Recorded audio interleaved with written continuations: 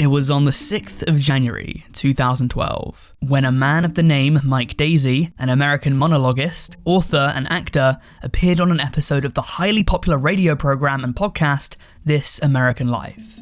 On this podcast, over the next 60 minutes, he would essentially ruin his reputation and credibility forever. But to get to how this happened, we need to turn back the clock a few years, to 2010. When he had a one-man show called The Agony and Ecstasy of Steve Jobs. In this show, he described his absolute adoration of Apple products, but also his disappointment in the way in which these products were being created, having claimed to have gone to Shenzhen in China and having experienced the shocking and disturbing conditions at Apple factories, including child labour, employees working long hours, and hazardous working conditions. This success gave Mike Daisey a step up in notoriety, and so 2 years later, when he was going to restart running his one-man show at New York's Public Theatre, he would go to feature on This American Life in an episode titled Mr. Daisey and the Apple Factory.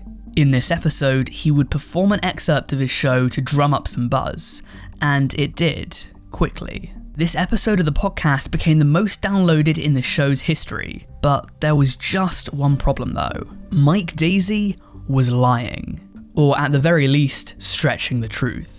As it turns out, it later emerged that many of the details included in Daisey's story were not entirely true. This American Life would soon retract the episode, and this left Daisey to have to admit that he had fabricated some of his details to make a more compelling story. Daisey was accused firstly of exaggerating the number of plants, people and underage workers that he had talked to, and also of claiming that the factory guards had guns among other things. He would make a formal apology to This American Life, and in future productions of his show, he removed a 5-minute segment in which these contested details were featured. This controversy really did spark a debate in the ethics of storytelling, and it also raised questions about the responsibilities of journalists and artists when it comes to accurately portraying truthful information in their work, especially when it comes to important and complex social issues. At the end of the day, there were some parts of Daisey's story which were true, but by mixing it in with false statements, many people felt as though this discredited the entire thing. Was it okay to exaggerate if the intent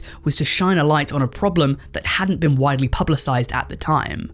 Did the ends justify the means here? What do you guys think? So that was just one of the many stories we have today, because in this video we're looking at just a few of the most controversial podcast moments of all time. And we're doing this because I want to be in a podcast. Just get me on a podcast right now. If you have a podcast, hit me up. I'll go on it. I want to be on a podcast. Please. But with that said, let's move on to our second story of the day, and this one concerns Radiolab.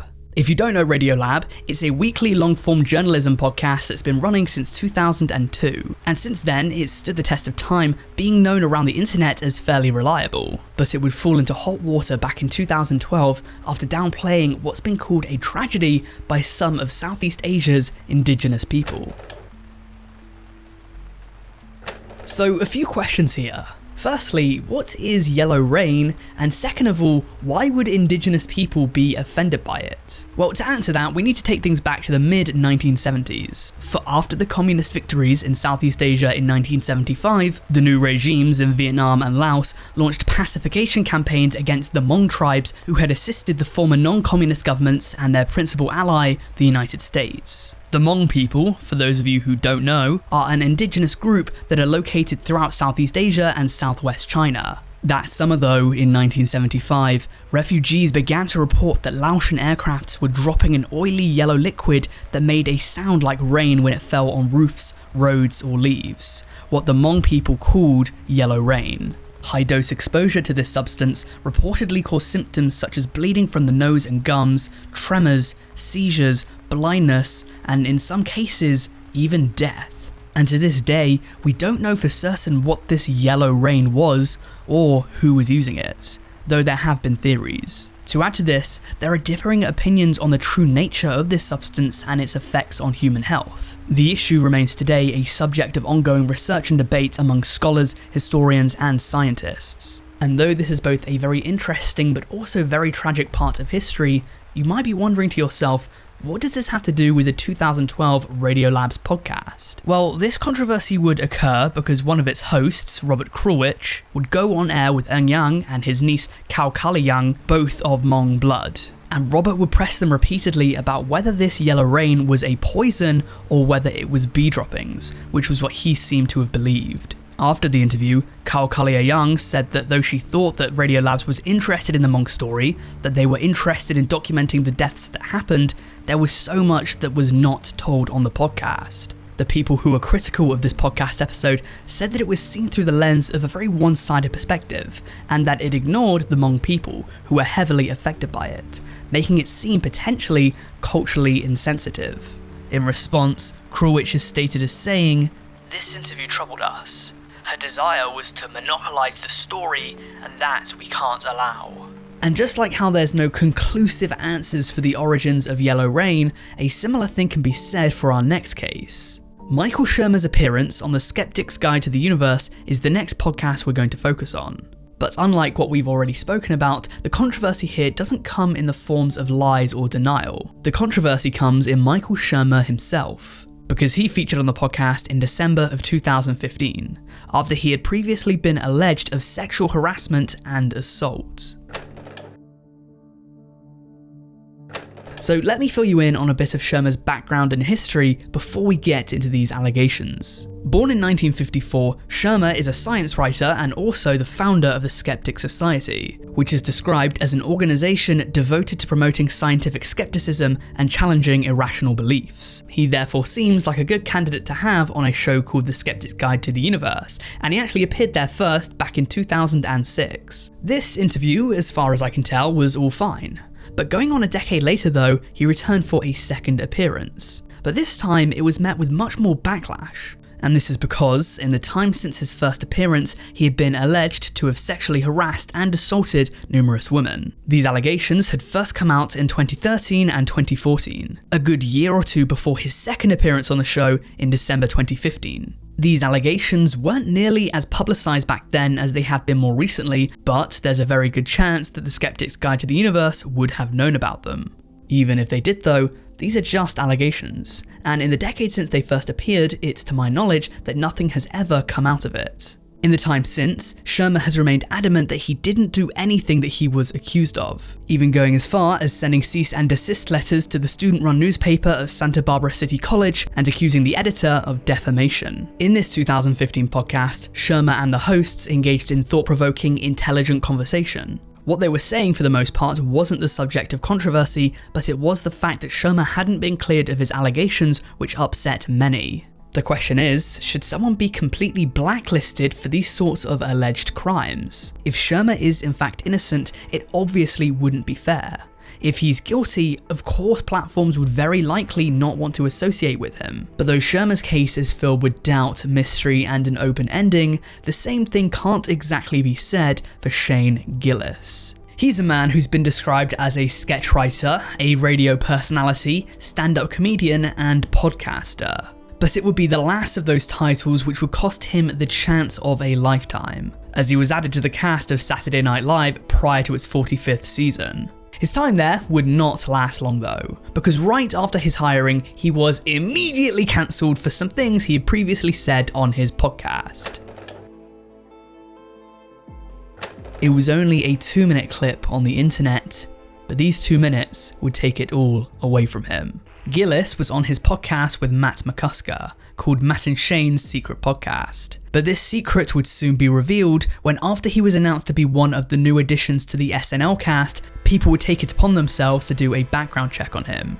Which was when someone found a clip of Shane and Matt talking about Chinatown and essentially just dunking on it. Apparently, there were also instances of him making offensive jokes aimed at women and members of the LGBT community, apparently using a homophobic slur in reference to Judd Apatow and comedian Chris Gethard. However, it really was the Chinatown remarks that were the catalyst to his eventual termination before he even made a single appearance on the show. Shane Gillis wouldn't really defend himself though. He said on Joe Rogan that he understood why some people were upset, but would also say elsewhere that he was a comedian and it's a comedian's job to go up and push boundaries and to go up to the line. Though he got it wrong a few times and crossed that line. All forms of comedy are based on some sort of misery, so if someone isn't offended, is a joke actually funny? This raised a larger debate, with many people saying that though Gillis had done something a bit out of line, he is a human after all, and humans make mistakes. Many people criticised SNL for giving him the boot immediately, saying that he deserved a chance to go out and give an apology and try to make amends.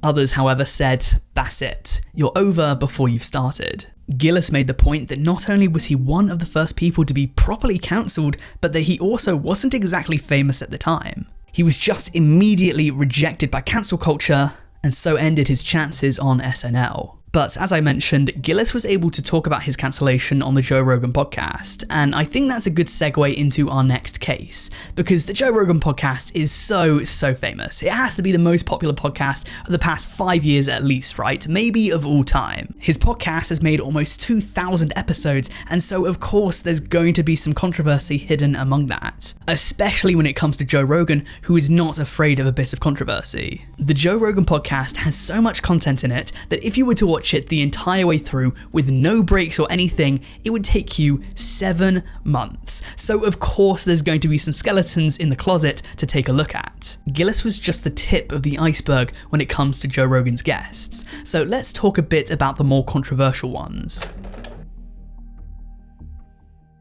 Heralded as a voice for the voiceless by some, and demonized as giving a platform to people that shouldn't have one by others, Joe Rogan doesn't seem to care an incredible amount for the baggage that some of his guests might have. The most obvious of these might just be Alex Jones, a man who I've spoken at least once or twice about now in my videos. Just in case you don't know him, he's one of the most controversial, far right-wing pundits in the world. His show InfoWars is highly popular, but that might only be because many people tune in to see what kind of crazy things that Jones will say next. He's an avid conspiracy theorist, claiming that big businesses and governments are creating a new world order, and he's had some choice words to say about tragedies such as Sandy Hook, the Oklahoma bombing, and 9/11. And so when he was invited on the podcast, a lot of people had an issue with what he might potentially say, and they criticised Rogan for giving him a platform to potentially spread his agenda. Rogan, however, has always stayed by the belief that it's important for him to show a diversity of perspectives from the left, the right, and the centre. And so he's left himself open to criticism by some who think that people with certain viewpoints shouldn't have the right to defend themselves.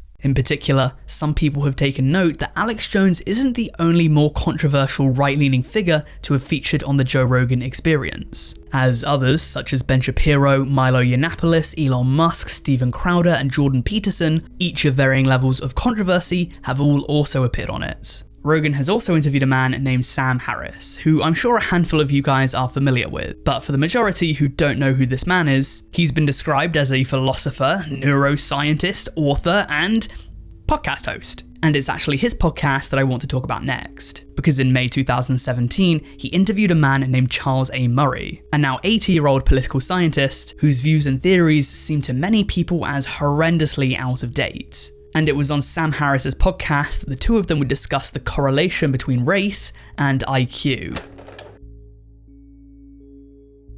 Oh yeah, I'm sure that this one is particularly sensitive to a lot of people, and I'm sure that a lot of people are just outraged that this was even a conversation that had to be discussed, let alone it was discussed like 5 or 6 years ago, but it was. So Sam Harris is running an irregularly scheduled podcast called Waking Up.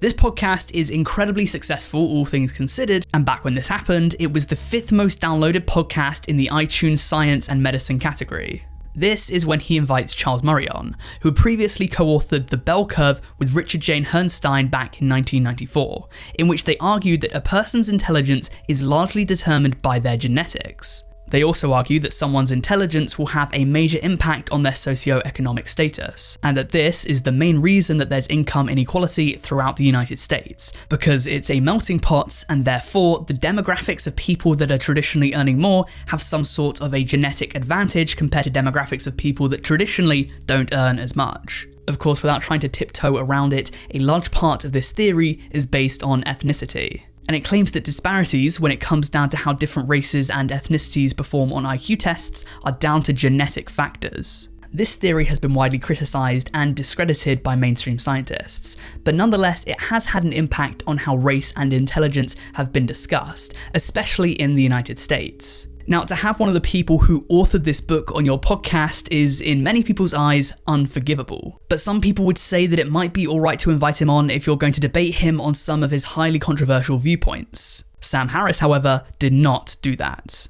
Some other people might say that it would be alright to have him on if he came out and said that his theories were incorrect, or maybe there might have been some factors that he hadn't considered before, but Murray didn't do that. He said his opinions haven't changed on the matter, and if anything, they've actually grown stronger since he published the book. In this podcast episode, Harris was described as passively following Murray into the dangerous and unwanted conclusion that Hispanic and African American people are genetically disposed to having lower IQ scores compared to white and Asian people. I think this is a prime example of the cancelable world of podcasts, because to many people hearing this, it just comes off as awfully out of date and, frankly, racist. But from a much older debate to a much more current one, I think that everyone can agree that the way in which we've spoken about gender and sexuality has shifted so much in a single generation, hell, in even a decade. But it's also become perhaps the largest source of contention in identity politics. And that's why just a week or two ago, as of me recording this video, it shocked the world when Jeffree Star came out on a podcast and lambasted they/them pronouns.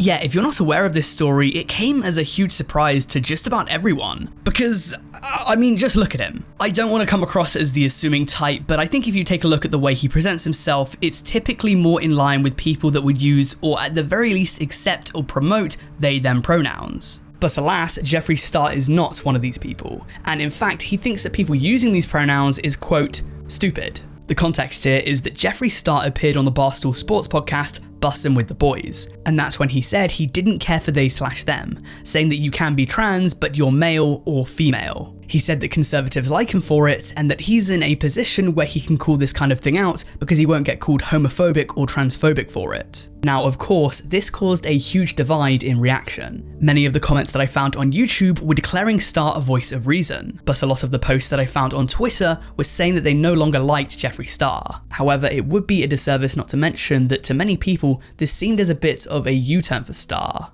And this is because a few years ago, when asked by Shane Dawson, Star said that he takes any pronouns, not explicitly saying they, but you would think that he would say both pronouns if he was just referring to male and female. That being said, firstly, he also referred to himself as being an alien in this clip, so I can't assume that he was taking it too seriously. And secondly, sometimes people's positions just change, so perhaps there's been something over the past few years that has changed his opinion on they/them pronouns. Nonetheless, though he's been far from cancelled over this controversy, many people that used to look up to him, or believed that he had the same values as them, have been given the sobering knowledge that this is perhaps not the case. But of course, this video isn't just controversial themes, people and slurs. Sometimes there are issues when the cameras are off and the microphones are muted that are the most interesting. And one of the most high profile of these cases was that of the Call Her Daddy podcast. It's been described as a success story by some and a cautionary tale by others. But I would say that it's a bit of both. This entire tale is underpinned by a friendship turned sour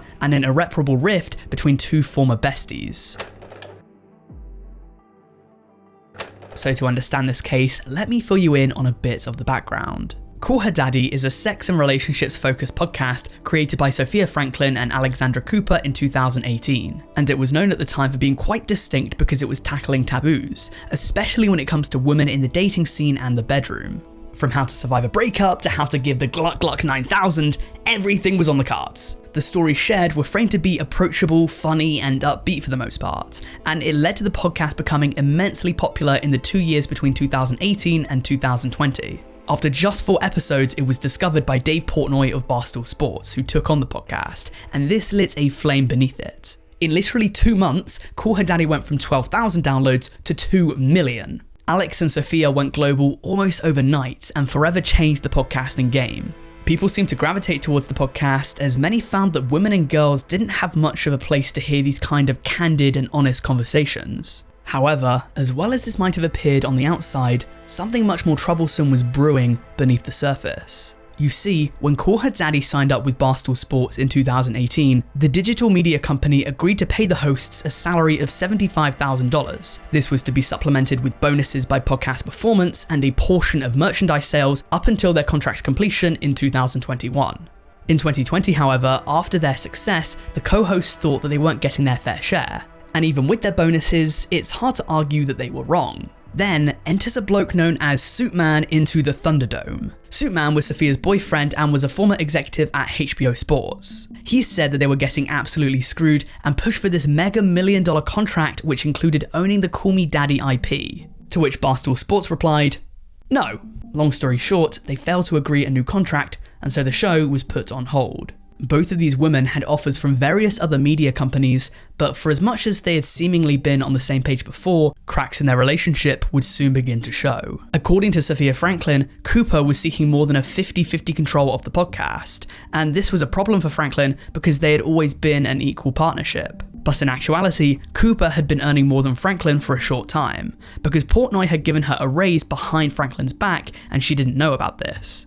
Apparently Cooper just brought more to the table, and she'd been editing episodes herself and just generally doing more for the brand than Franklin. But the real source of tension came to what the two of them wanted out of their new deals. Barstool Sports came back with a counteroffer, raising their salaries to $500,000 each, giving them a larger percentage of merch sales and giving them 100% of the Call Her Daddy IP. Franklin, though, was apparently not behind the new contract that was written for them, and this was criticised by Cooper, who thought that Franklin would never be on board with the number that Barstool Sports put forward. And so we're left in a situation where Alex wants to stay with Barstool Sports and take the new contract, but Sophia wants out. This riff would conclude with a parting between the two women, the two former roommates, and now the two former co-hosts. Franklin would leave Call Her Daddy, but Cooper would stay on as now the sole host. And so, starting in May 2020, Alex Cooper would go on alone. Sophia Franklin would later create a podcast called Sophia with an F, but Cooper, now owning the Call Her Daddy IP, would later sign a $60 million deal with Spotify for it to exclusively represent her podcast. And so Cooper swam with the sharks and lived to tell the tale. It was quite the tragic ending for Sophia though, who wasn't in on this deal. And so in a comparison between the two women, it's easy to see who made the right choice. Once again, let me remind you that it's a creative pursuit of mine to be on a podcast, so if you have one, let me know, I want to be on it. DM me on Twitter or email me if you want. Apart from that, if you enjoyed this video and you haven't already, please like and subscribe. No pressure though. Aside from that, thank you for watching and I'll see you later.